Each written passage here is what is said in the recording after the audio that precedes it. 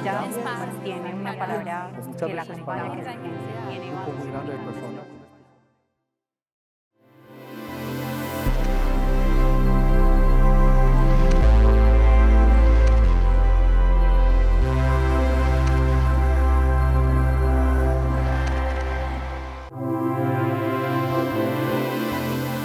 Hola, muy buenas noches, bienvenidos a este ciclo de conversaciones sobre el futuro. Hoy tenemos un tema que personalmente me inquieta mucho y es el futuro de Antioquia, pero en general la pregunta por el futuro. Y para empezar me preguntaban qué es para mí el futuro. Y sin duda, cuando pienso en futuro, pienso en una hija que tengo que se llama Alicia y pienso en su posibilidad de escribir su propia historia, independientemente del contexto en el que esté. Pienso en las posibilidades que tiene hoy una mujer bebé de 2 años de hacer de su vida lo que sueña, sin ningún requisito o prerequisito, o sin ninguna imposibilidad. Para mí, el futuro es sinónimo de mi hija, un futuro que se empieza a escribir con todos los colores y con todas las oportunidades. Pero no estamos a hablar solo para hablar hoy solo de la definición mía de futuro. Hoy tengo 3 invitados que van a hablar cada uno desde sus roles en la sociedad sobre el futuro y el futuro de Antioquia. Ellos son Azucena Restrepo, presidenta ejecutiva de ProAntioquia, María del Rosario Escobar, directora del Museo de Antioquia, y Aníbal Gaviria Correa, gobernador de Antioquia. Quedamos en puntos suspensivos.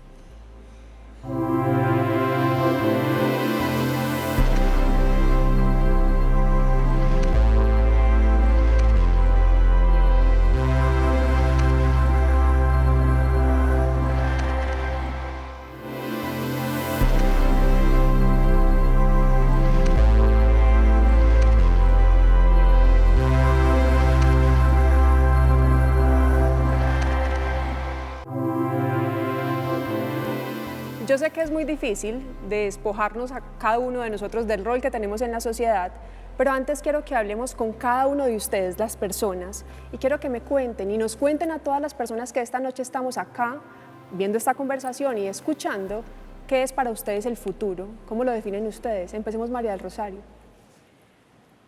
Por fuera del rol, que además yo vivo pues en una institución que es una declaración en el tiempo. O sea, mi quehacer está todos los días y las horas dedicado al pasado, al presente y al futuro. Un museo es como una máquina del tiempo.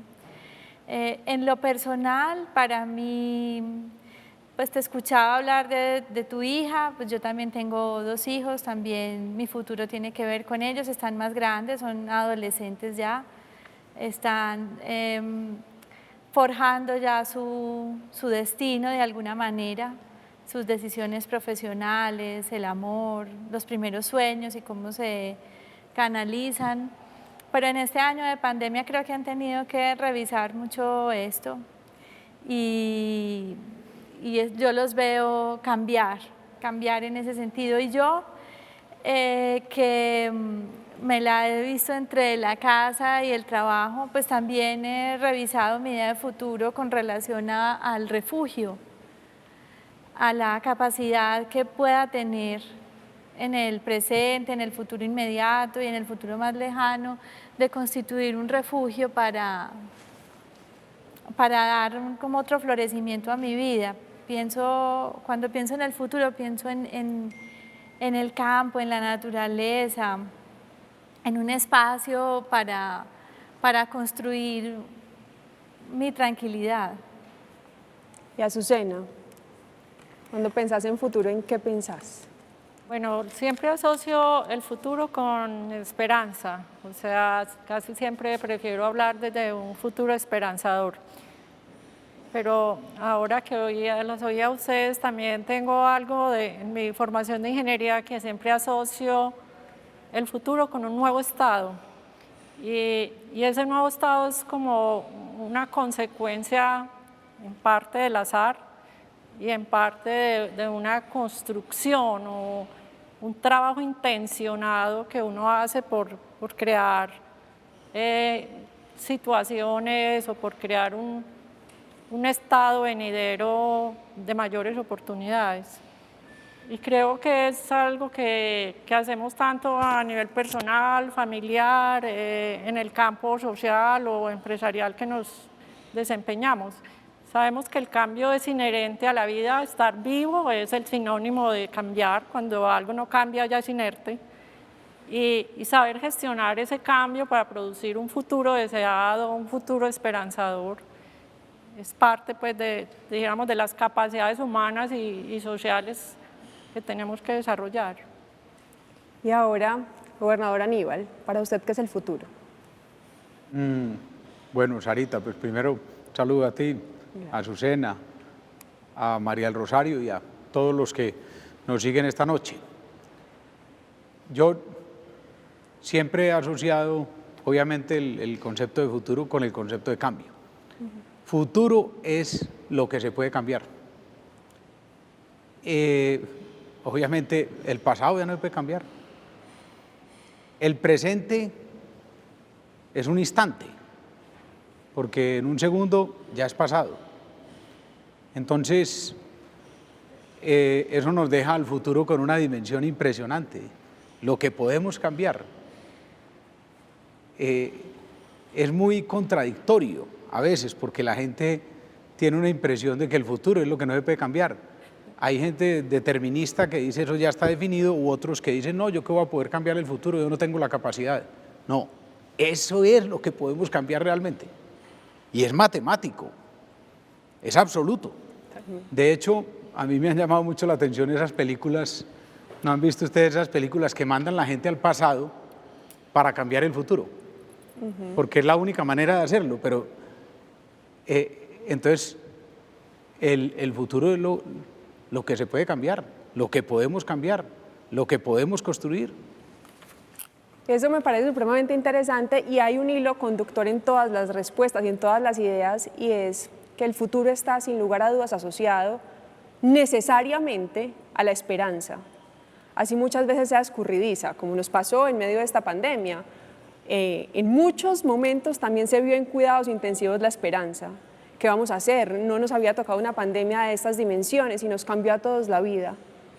Bajo esa estructura de que es lo único que podemos cambiar, pero también de asociarla a un refugio, de eso que tenemos que planear y que no se nos puede escapar, hay un cambio que surgió de inmediato y fue el concepto de futuro de acuerdo a la pandemia. Antes teníamos el futuro ligado a esa esperanza, el lugar donde habitaban los sueños, donde podíamos vivir como lo soñáramos, donde todo iba a tener solución de alguna manera, porque es el lugar donde habitan además las soluciones. Quiero hacerles otra pregunta en el marco de la pandemia en la que estamos viviendo aún. ¿Cómo les cambió a ustedes el futuro y la definición de futuro en sus vidas, en sus roles con la llegada de la pandemia? ¿Qué cambio sufrió ese futuro? Empecemos, gobernador, con usted. Yo creo que la pandemia ha sido, yo en un momento, y yo creo que hay que entender un poco el concepto que voy a mencionar, porque obviamente la pandemia nos ha traído mucho dolor, por eso hay que manejar estos conceptos con mucho respeto, pero yo en cierta medida hablé en una época del virus maestro, en el sentido de que nos enseña, en el sentido de que nos muestra cosas que debíamos haber visto más claramente y que hemos dejado a un lado, que no hemos querido valorar como debe valorarse. Entonces pienso que en clave de ese ejercicio de construcción de futuro y de esperanza, la pandemia ha sido un gran maestro, con dolor, con angustia, con miedo, pero que si sabemos aprender de ella, podemos, teniendo esperanza, construir un futuro mucho mejor que el que de alguna manera habíamos podido otear en el año 2020. El año 2020 va a ser un año que se va a recordar, por supuesto, con dolor, con angustia, pero creo que va a ser un año, debería ser un año de quiebre, un año de mejora, un año de crecimiento para los individuos y para las sociedades. ¿Y ustedes qué dicen? Azucena y María del Rosario. ¿Quién quiere? Sin quitar la necesidad de arrojo, de tomar riesgos y de vislumbrar un futuro nuevo, diferente, y como decía ahora el gobernador, que cambie lo que tenga que cambiar para darle lugar a esa experiencia tan maestra de vida. Yo me considero que luego de todo lo vivido, quiero decirles que me he vuelto un poco más proteccionista. O sea, creo que hay que ser cuidadosos, hay como que ser muy amorosos para que cambie lo que tenga que cambiar y no que se nos vaya la mano y que cambien cosas que no deben cambiar. Hay asuntos que no debemos permitir que esta fuerza tan grande transforme, porque hay que cuidar. Creo que hay un choque de fuerzas tan grande en este momento que lo está experimentando la humanidad entera, y por eso la pandemia muestra tan evidentemente esas fuerzas en conflicto, si es economía, si es salud, si es equidad, quiénes tienen acceso a la vacuna y quiénes no, quiénes van primero, cómo está este asunto solidario entre naciones, entre el cuidado de todos, esa palabra tan grande que es la de la equidad, cómo conservar para salir todos juntos adelante, que es el otro significado de la palabra pandemia, y es todos juntos. Para estar todos juntos hay que cambiar, pero también hay que cuidar. ¿Y qué es lo que vamos a cuidar? Lo digo también porque me siento en uno de los extremos que si no lo cuidamos se lo puede llevar la borrasca. Estas instituciones, la cultura, las artes, son muy resilientes, pero también se las puede llevar la avalancha del Sí, cambio. esa avalancha. Entonces, porque hay que cuidarlas, a pesar de lo resilientes que son como las flores que nacen en el camino. Bueno, yo diría que desde que empezó la pandemia hemos oído hablar mucho de una nueva realidad, porque siempre como seres humanos o sociedades, cuando estamos expuestos a un trauma, a un gran evento de naturaleza, a algo que nos supera, lo primero que tenemos es como reflexión, cómo estamos viviendo, cómo nos entendemos como humanidad. Nada como una pandemia para hacernos pensar como seres conectados. O sea, los orientales dicen mucho que lo que nos conecta es la respiración, y creo que la pandemia sí que lo demuestra. Lo que nos conecta todo el día con el universo es precisamente este cambio, esta combustión interna que hacemos diariamente al respirar.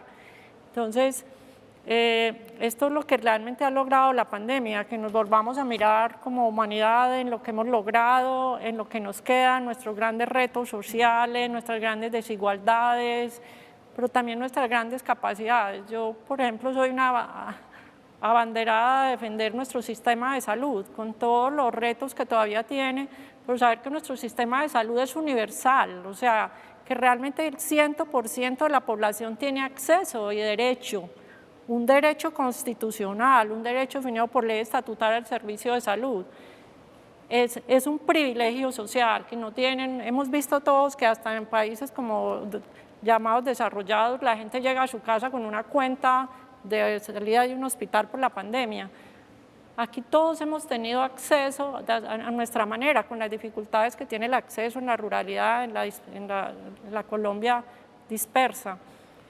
Entonces creo que la pandemia ha sido definitivamente eso, pues como humanidad, volver a toda esa reflexión que estamos haciendo con nuestro planeta, con el cuidado, con lo que le tenemos que dejar a las generaciones que siguen, cómo estamos siendo devastadores o demasiado exigentes con los recursos, pero a nivel también de estos arreglos sociales, esto que llamamos Estado como arreglo social, ¿qué nos falta? Y que sí tenemos que celebrar, y humanamente también. O sea, este confinamiento yo creo que nos ha vuelto a hacer pensar mucho como familia. Hace mucho que no vivíamos tan juntos, tanto tiempo en familia.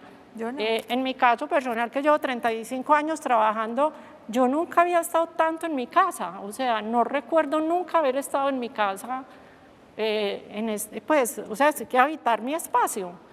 O sea que pues, realmente también ha traído muchas reflexiones personales, vivir uno con sus hijos, yo vivo con mis hijos adultos, pues convivir con ellos tanto tiempo es otra vez un reconocimiento de su nuevo ser, de su crecimiento, de su adultez.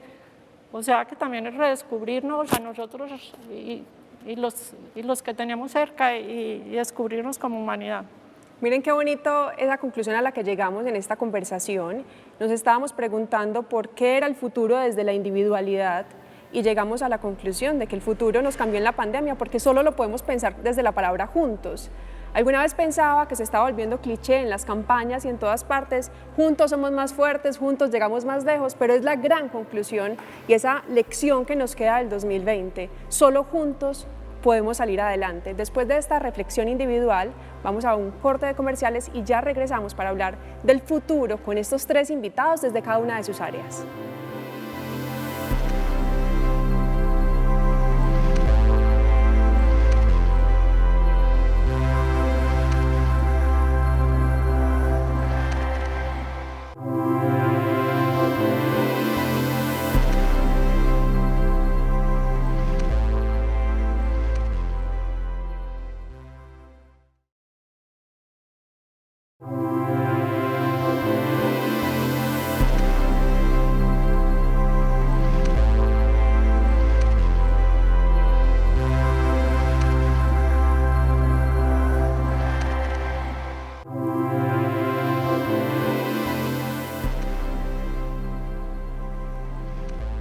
El futuro lo construimos todos cada mañana cuando decidimos levantarnos de la cama y hacer lo que nos toca hacer, por los que nos toca trabajar. Pero sin lugar a dudas tenemos acá 3 visiones de futuro y 3 trabajadores incansables por el futuro de todos, por el futuro colectivo, desde la institucionalidad, desde la cultura y desde el empresariado. Vamos a empezar con una pregunta para el gobernador Aníbal Gaviria a propósito del Plan 2040. Gobernador, personalmente, y en el análisis cotidiano de las redes sociales, donde me mantengo además, mucha gente dice que el 2020 nos enseñó a no planear. Teníamos un montón de planes y que a muchos se nos vienen trastocados. En cambio, hoy vemos un discurso de futuro desde la gobernación que usted lidera, diciendo sí tenemos que planear y vamos a planear a 20 años. Nos vamos a planear hasta el 2040. Cuéntenos por qué esa apuesta, por qué ese plan justo en medio de esta coyuntura, por qué apostarle a 2 décadas y para qué. Sarita, interesantísimo y eso podría ser pues para 2 programas más o menos y vamos a ver, yo creo que aquí hay muchos temas que Azucena y María del Rosario también podrán enriquecer, pero yo quiero hacer un comentario a un comentario a su vez que hacías antes de, digamos, de este, en el cierre anterior, y es, a mí me gusta mucho más, he trabajado mucho el concepto de unidos más que juntos. Me parece que unidos implica no solo juntos, sino juntos, pero con un objetivo, juntos con unos lazos. Es decir, se enriquece el concepto desde el propósito de juntos. Por eso esa es la invitación que he hecho prácticamente en toda mi vida como servidor público y además como ciudadano también, como persona, como familia, siempre he buscado unir.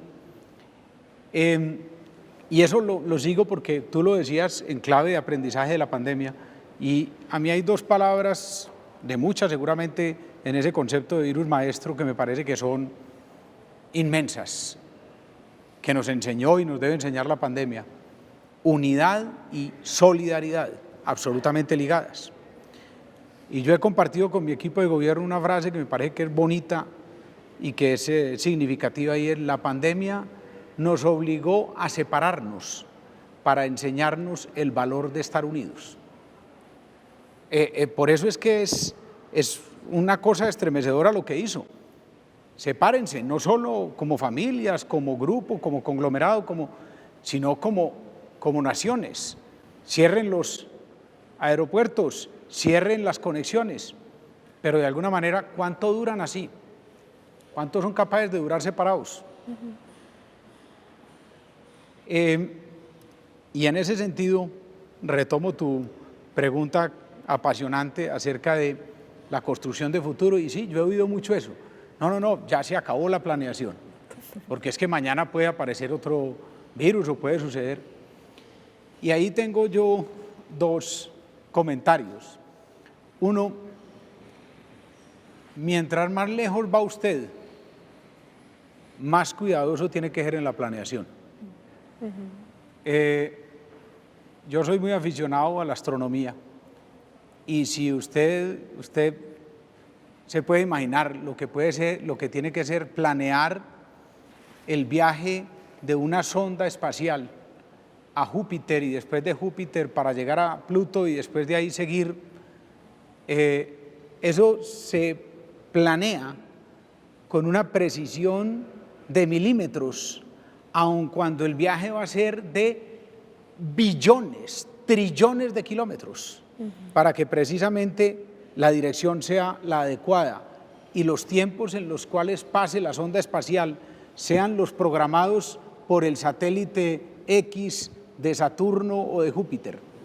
Por eso yo quiero totalmente borrar esa concepción. No, ahora sí que es verdad la planeación, ahora que sí que es importante la planeación, porque además la planeación no es rígida. Hay que tener planes aunque sea para cambiarlos o para ajustarlos, pero hay que tener planes porque lo único que uno puede es ir en esa incertidumbre tan extraordinaria que significa el futuro, que es lo único que se puede construir, pero que es incierto, sin ningún plan, sin ninguna brújula. Y para terminar, y no monopolizar porque repito, el tema es apasionante, ahí vuelve a unirse el concepto, ahí vuelve a juntarse o a unirse el concepto de unidad. Porque claro, si yo quiero ir bien lejos, pero no quiero ir solo, sino que queremos ir muchos más, ahí sí que tenemos que estar unidos. Unidos en torno a un plan que tenemos que construir conjuntamente para que nos lleve en la dirección que todos queremos y con el mayor impulso fruto de la suma de voluntades y de conocimientos. Entonces, completamente convencido de esa ruta de la Agenda de Antioquia 2040, hoy más que nunca necesitamos construir una brújula, un horizonte colectivo, pero eso sí, unidos, para construirlo y para construirlo. Gobernador, eso es muy interesante también en la medida en que, vámonos un momentico al pasado, así estemos hablando del futuro, porque también es necesario ese pasado para entender el futuro. Medellín y Antioquia hace un par de décadas tuvieron los momentos más difíciles de la historia. Estuvo diezmada por el narcotráfico, por la violencia, por los momentos más oscuros, si queremos llamarlo, y solo unidos con un propósito superior, que era el de salir adelante como sociedad desde esa triada de universidad, empresa, Estado, así fuéramos diferentes, nos unimos porque teníamos un propósito. Hoy nos acomodó en el escenario otro momento muy oscuro, la pandemia, y hay una necesidad de estar unidos. Y hay un jalonador muy importante de esa voluntad de cambio, de transformación y de salir adelante, y ha sido la empresa privada. Azucena, desde el empresariado, ¿cómo se ve hoy el futuro? ¿Cómo se está trabajando por ese futuro en el que estemos no juntos, sino unidos para escribir y modificar ese futuro al que hoy le tenemos tanto miedo también? Sarita, pero antes yo quisiera resaltar la convocatoria del señor gobernador a que estemos unidos construyendo esa visión de futuro, porque creo que hay dos circunstancias en las que nos tomó esta pandemia muy favorecidos. Una es, teníamos en el Ministerio de Salud un epidemiólogo, un ministro técnico y líder capaz de liderar muy contundentemente esto, y regionalmente teníamos al gobernador, que creó inmediatamente como unas capacidades colectivas, convocando a todos los sectores a trabajar y a liderar esta gran crisis. Entonces, pues quiero primero pues también aquí públicamente reconocerse. Segundo, creo que la pandemia y esto que nos habla de futuro evidenció como la necesidad que tenemos los unos de los otros, fue esa gran evidencia. Y en ese sentido el sector empresarial sí que fue evidente cuánto es necesario para la sociedad. O sea, cada servicio que la sociedad necesitaba, el transporte, la seguridad alimentaria, los servicios para el sistema de salud. Y creo que también pues, ese es un reconocimiento que merece el sector empresarial. Lideró aquí iniciativas de fortalecer la infraestructura del sistema de salud y en todo el país hizo aportes significativos. Pero yo creo que lo más importante es que el sector empresarial tiene dentro de sus capacidades un modelo de gestión del cambio. Y cuando decimos por qué cuando hablamos de futuro tratamos de mirar el pasado es porque realmente sí, la forma de caminar hacia el futuro, pues diseñándolo, como muchas veces también cita el gobernador, pero realmente leyendo la trayectoria que trae el cambio, porque eso no aparece, excepto hechos tan fortuitos como la pandemia, pero que ya había tenido avisos, no lo quisimos leer. Veíamos la pandemia como que pasaba en las sociedades orientales o pasaba en África, pero que los occidentales casi que estábamos pues eximidos de una pandemia. Así había llegado a nuestro nivel de superioridad, de arrogancia. Pero la empresa está de alguna manera formada para saber leer esas trayectorias o tendencias que le permiten actuar hacia el futuro. Es una de las capacidades gerenciales. Y yo creo que esa es pues, definitivamente el gran sentido de planear, o sea, diseñar el futuro para encontrarse una situación intencionada con factores de azar, como lo decía antes, pero que esos factores de azar se predicen vía teorías de riesgos, cómo amortiguar un poquito ese riesgo que viene. Pero para terminar, con la convicción siempre de que la empresa es un servicio social, inclusive la empresa se define cuál es su razón social, así le definen a una empresa. Si la empresa deja de ser relevante para una sociedad, pierde su norte, su sostenibilidad, como se habla en el sector empresarial.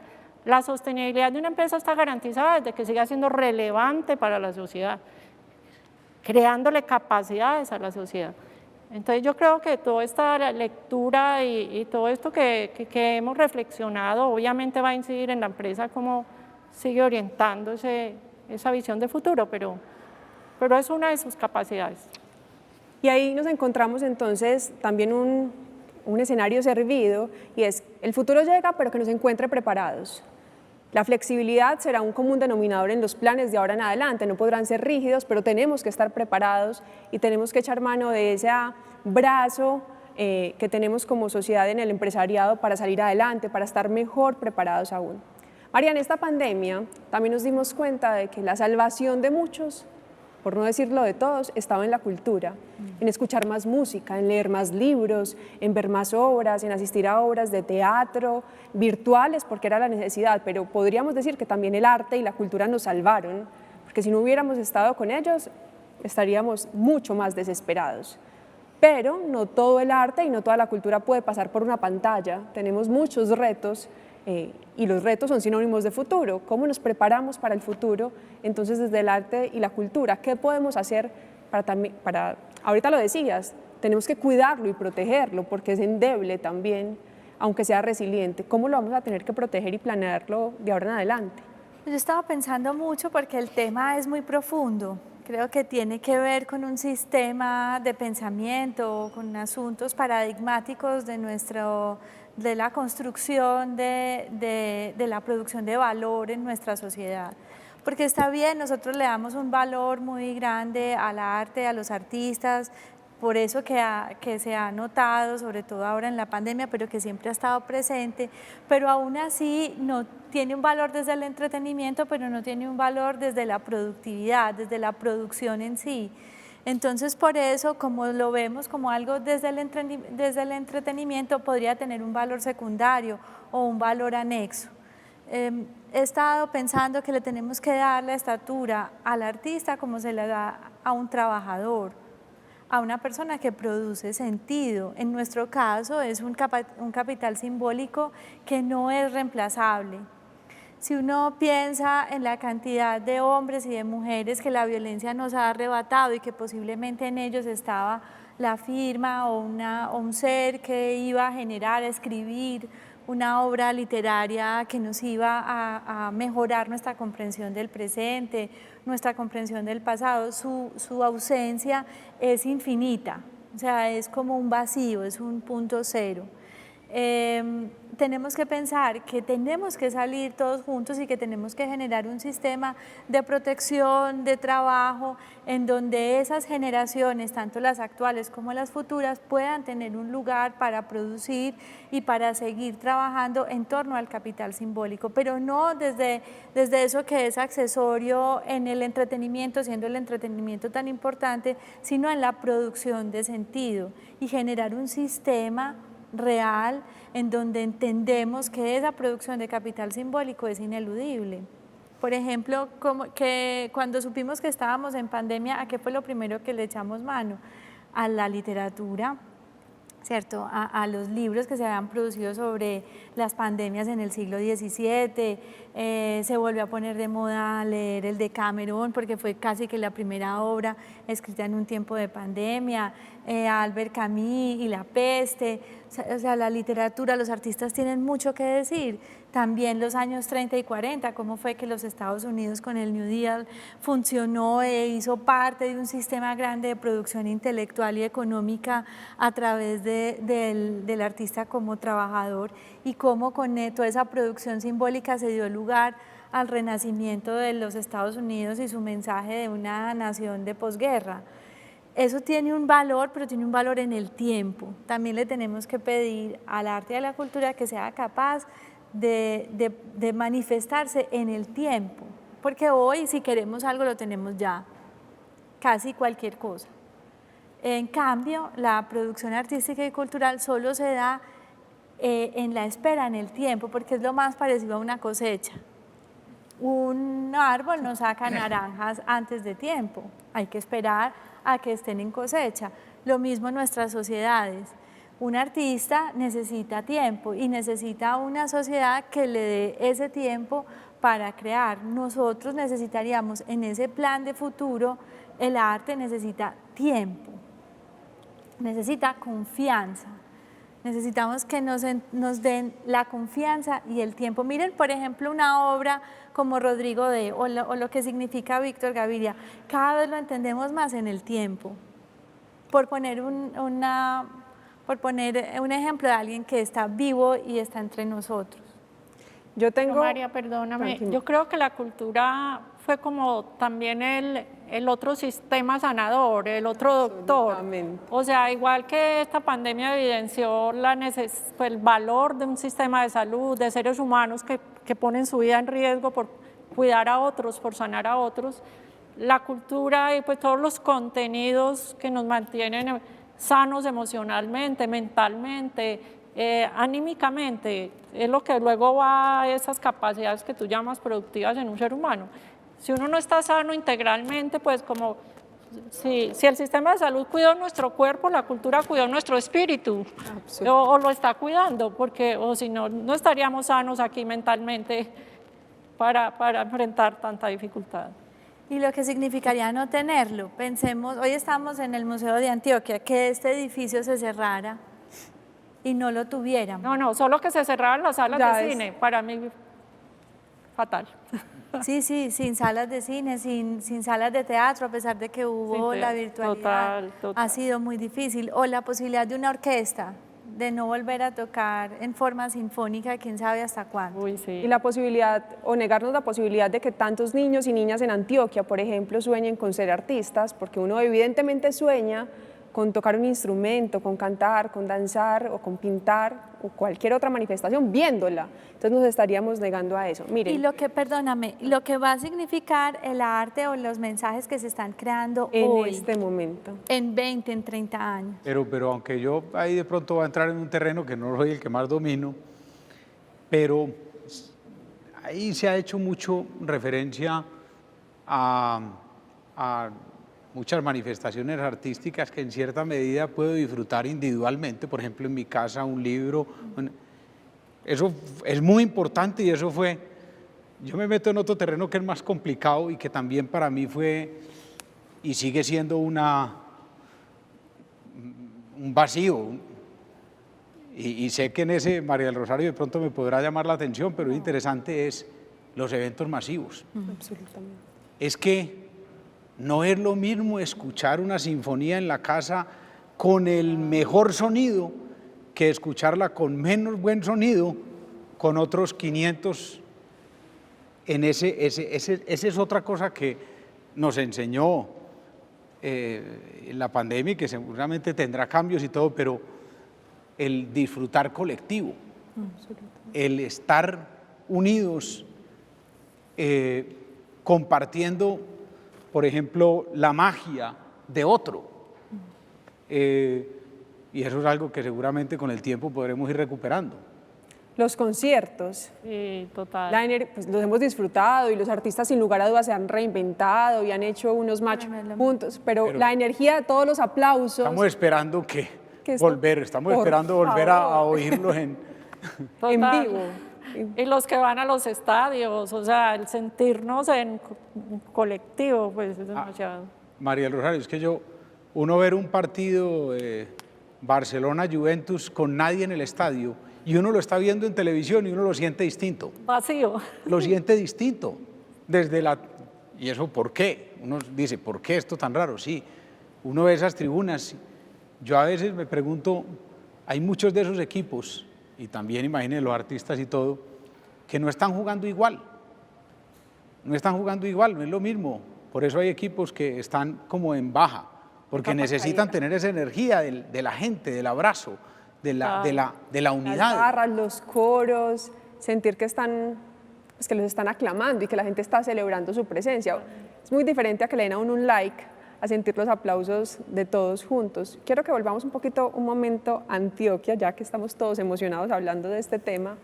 Y hay un reto, yo empiezo con, digamos, mi case inicial en este capítulo, y es que hablar de futuro es hablar de retos, sin lugar a dudas, es hablar de cómo nos proponemos el futuro y de cómo vamos a trabajar por él. Y alguien decía ahora que el miedo es tan viral en este momento como el COVID.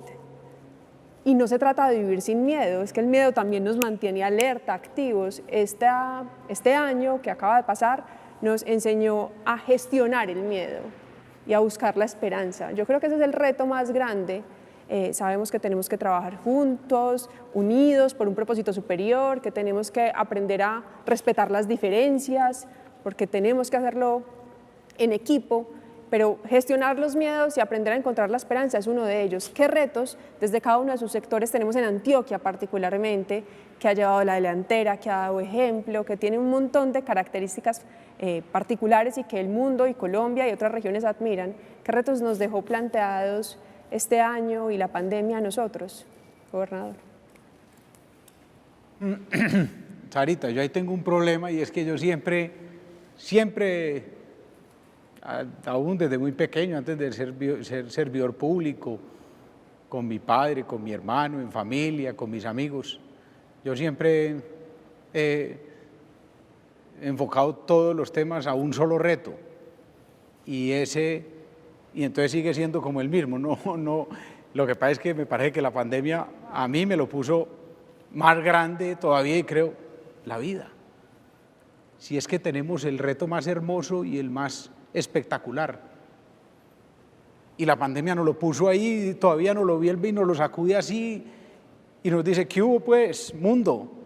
Tengo que venir más para decirles que este es el reto, la vida, la defensa de la vida, la protección de la vida, el cuidado de la vida, la honra de la vida, holísticamente, el tema de la naturaleza, de los otros seres vivientes. Entonces, yo digo que a mí me confirmó pues el gran reto, que además hay que decirlo, en nuestro territorio sí que lo es, porque al ver la forma como el mundo se movilizó para defender la vida, yo también me tengo que hacer la pregunta, ¿por qué no nos movilizamos más por otras cosas que atacan la vida cotidianamente? Que esta sacudida nos sirva para no pasar otra vez a la indiferencia cuando la pandemia vaya desapareciendo o vaya mitigándose definitivamente con la vacuna y con la inmunidad de rebaño, lo que sea, y empecemos otra vez como a la normalidad tan anormal de la indiferencia frente a todos los demás factores que afectan la vida. Después de esta respuesta en la que uno entiende que el resto de retos son retos subsidiarios que apoyan la vida, porque protegerla, cuidarla y promoverla siempre va a ser el reto principal de todos y en todos los sectores, vamos a ir a un corte y ya regresamos con la respuesta de María del Rosario y de Azucena.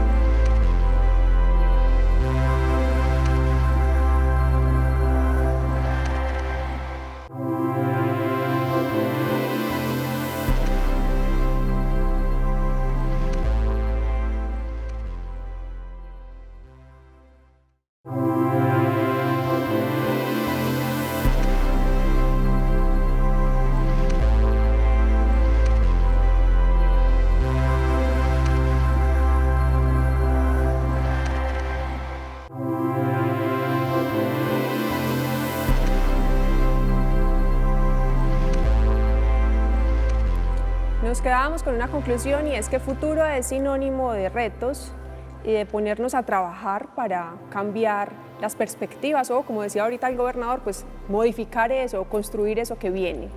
Hablábamos de la vida como el reto principal y el resto de retos como alineados para hacer que ese reto superior sea construido y respetado por todos. Azucena, ¿qué reto tenemos en el futuro próximo desde el empresariado, en Antioquia particularmente? Pues Sarita, no voy a empezar como pareciendo desde el empresariado, pero sí es una agenda del empresariado y es consolidar la agenda de paz. O sea, realmente el país venía desde una negociación de los acuerdos de paz que tiene un plazo de desarrollo, de 15 años y tenemos un gran reto en consolidar esa agenda de paz en Antioquia, muy especialmente en zonas como el Bajo Cauca, como pues, lo que han sido los municipios víctimas de la violencia históricamente, que son los que llamamos los municipios PEDET o SOMAC, zonas más afectadas por el conflicto, y también en eso hace referencia a las violencias urbanas, o sea, en un sentido que el gobernador habla de la vida. Ahora acabamos de terminar en ProAntioquia una investigación de lo que nosotros llamamos los combos, pero realmente son bandas, combos, una estructura organizacional de la delincuencia de la ciudad que definitivamente sigue siendo un reto. Hemos trabajado mucho en eso, pero tenemos 7, 8 mil jóvenes todavía vinculados a procesos de violencia urbana, que cuando uno compara con 13.000 excombatientes de las FARC, uno dice, pero es casi del mismo tamaño relativamente, o más comparado a un fenómeno de país con un fenómeno de ciudad. El otro gran reto yo creo que es el desarrollo rural. Con el gobernador también hablamos mucho de esto.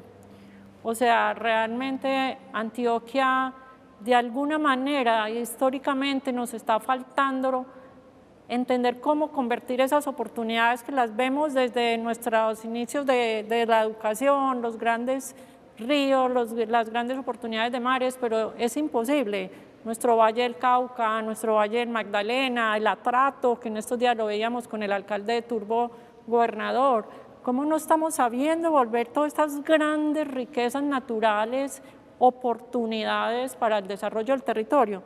En medio de lo que hoy ya se habla de las economías regenerativas y todo el cuidado pues, del planeta y esa visión pues, de respeto por el, pues, obviamente por todo lo que hoy llamamos sostenibilidad ambiental.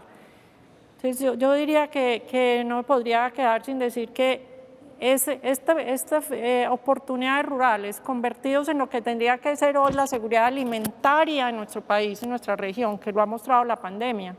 Necesitamos esa seguridad alimentaria, no podemos depender de N contenedores que vengan de algún lugar del mundo cuando lo podríamos también tener aquí próximo con todas las posibilidades de desarrollo. La misma farma. La pandemia también ha mostrado que empresarialmente tendríamos que hacer mucha más inversión en farma y no tenemos que pensar pues que solo le pertenece a las grandes economías o a las 4 o 5 farmacéuticas grandes del mundo. Aquí hay oportunidades y Antioquia tiene que desarrollar farma. Esa ruralidad volcada hacia la seguridad alimentaria y hacia la farma, yo sé que el gobernador tiene planes con la fábrica de licores y cuando hablamos del oriente antioqueño también en ese sentido, pero esta naturaleza nos tiene que dar esa oportunidad de desarrollo, pero también de dar respuesta a esas dos grandes necesidades humanas que se sintieron en la pandemia. Y María, el reto que tenemos pues ya los hemos nombrado un montón de retos, pero si pudiéramos aglutinarlos todos en uno, ¿cuál es el gran reto que tenemos desde el sector arte y cultura, en Antioquia particularmente? Antioquia es un departamento altamente creativo porque es muy diverso y las expresiones artísticas, creativas, populares están presentes en todo el departamento, en todo el territorio. Si lo vemos hasta en nuestras historias personales está. Siempre ha habido una guitarra colgando en una pared de una habitación, un tiple, hay alguien que sabe cantar, hay alguien que sabe dibujar, hay alguien que sabe bordar, hay alguien que tiene habilidades para la talla y le viene naturalmente y te pones a preguntarle, es que hay un abuelo, un bisabuelo, un tío. Nosotros somos una cultura muy, muy creativa, muy creadora, pero tenemos que volver eso una alegría y una fuerza, un movimiento, una marea fuerte de encuentro. Nuestro reto es generar esos encuentros a partir de las creaciones que todos tenemos y que lo sabemos hacer, o bien sea desde el disfrute o desde el acto mismo de la creatividad. Estamos rodeados de estos murales de Pedro Nel Gómez, él viene desde Anorí, pero también tenemos ejemplos de todas las regiones de Antioquia, de creadores y mujeres artistas en el pasado, en el presente, que lo están haciendo y lo han hecho posible y son nuestros ejemplos. Los ha capitalizado mucho Medellín, pero tenemos que descentralizar también ese mensaje de creación para llevarlo a todas las regiones y que se vuelvan no solamente ejemplos nuestros aquí en la capital del departamento, sino ejemplos también en cada una de las subregiones de Antioquia para que se vuelvan ese capital simbólico de todos. 9 regiones y 125 municipios, sin duda es mucho más que donde estamos hoy sentados. Somos diversos, distintos, con unas concepciones del mundo impresionantes.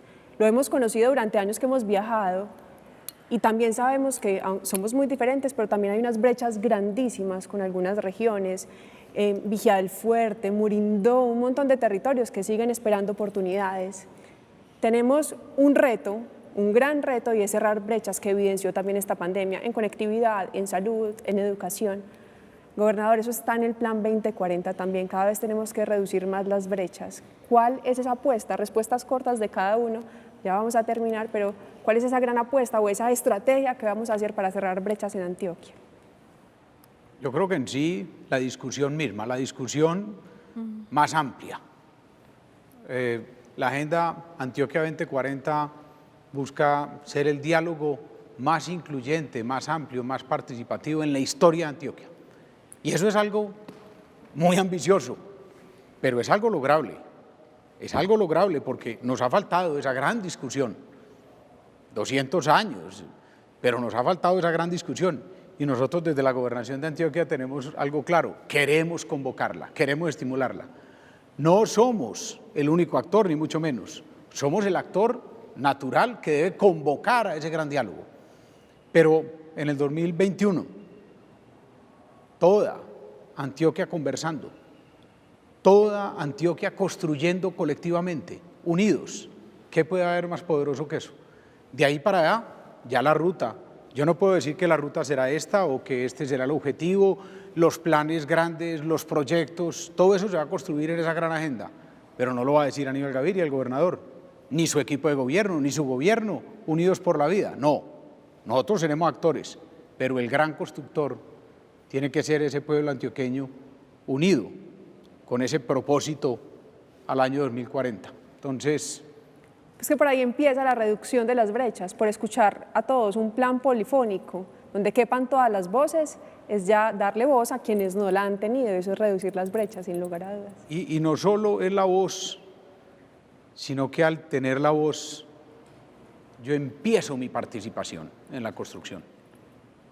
Y esa construcción colectiva será tan potente como esos 6,5 millones de antioqueños y antioqueñas aportando a la misma. Y ahí, estoy seguro, todo se va dando. Total. María, rápidamente. Sí, yo también estoy de acuerdo y en arte y cultura sí que es importante esa polifonía y esa capacidad de hablar. Además creo que el sector lo está pidiendo en todos los órdenes, nacional, departamental, municipal, poder expresarse, hablar, hacer parte de casi que de un manifiesto conjunto.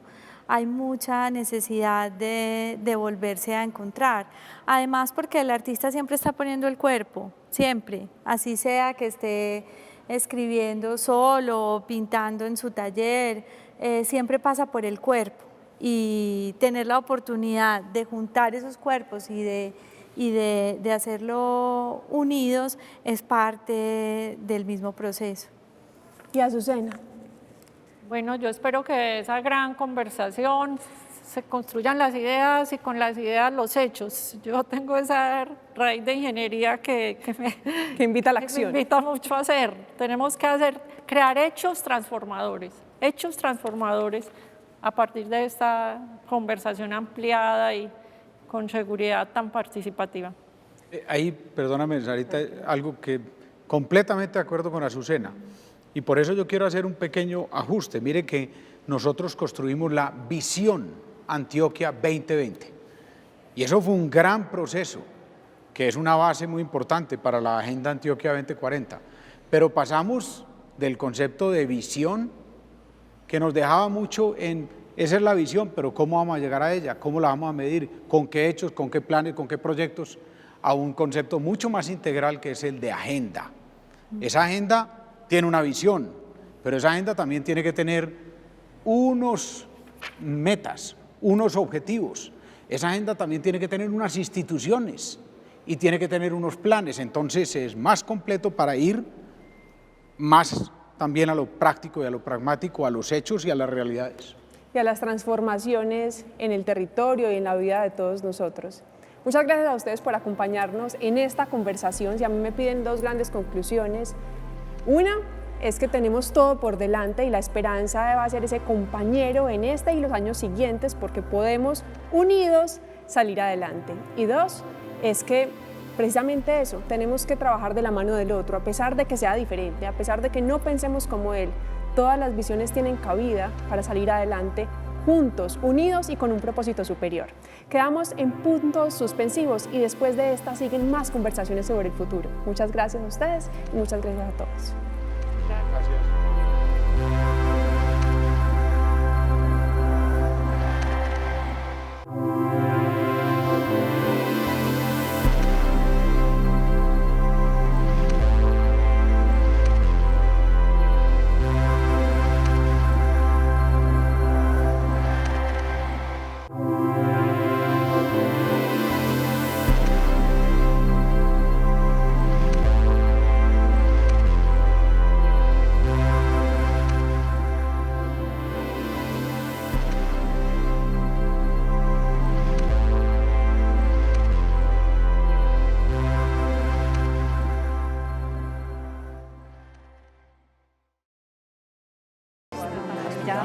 Tiene una palabra Muchas que la veces para acompaña, que un grupo muy grande de personas